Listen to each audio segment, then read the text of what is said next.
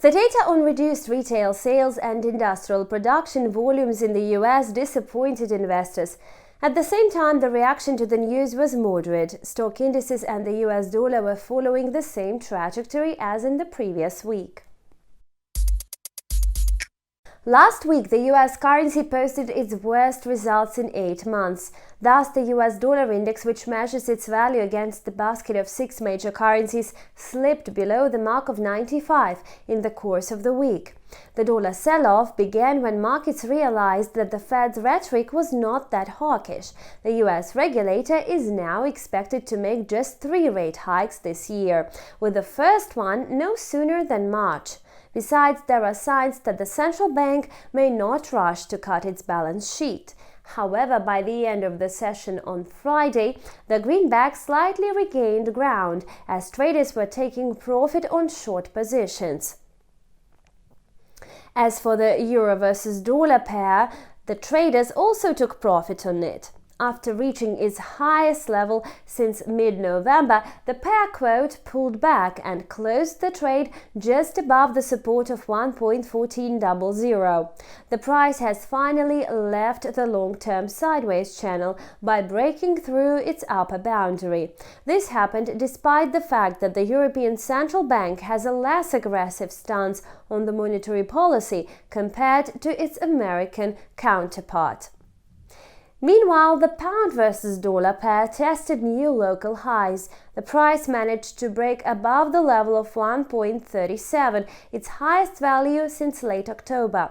In addition to a weaker dollar, the pound was supported by encouraging data on UK GDP growth for November. What's more, markets anticipate another rate hike by the Bank of England as soon as this February. In the crypto market, Bitcoin slowed down the pace of decline and it's now recovering and developing growth. Many market participants expressed concern that Bitcoin mining may not be viable anymore given the current prices. It is estimated that the cost of the mining process today is around $34,000. The number one cryptocurrency is likely to enter a sideways channel that is being formed between 46,500 and 40,000 US dollars per token. As for the commodities market, it showed the best results last week.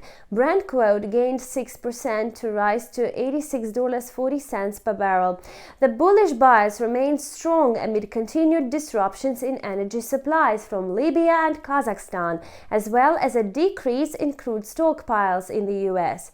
Yet there is still a possibility that oil prices may start to decline. Thus, China, the second largest oil consumer in the world, cancelled some international flights and reintroduced restrictions in some country regions due to a surge of the Omicron strain.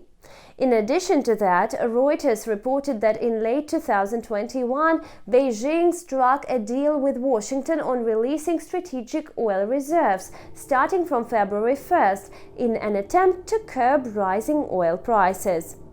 Gold also approached the upper line of the long-existing sideways channel at $1,830 per troy ounce. Stronger US Treasury yields and a pullback of the US dollar kept further growth of the precious metal.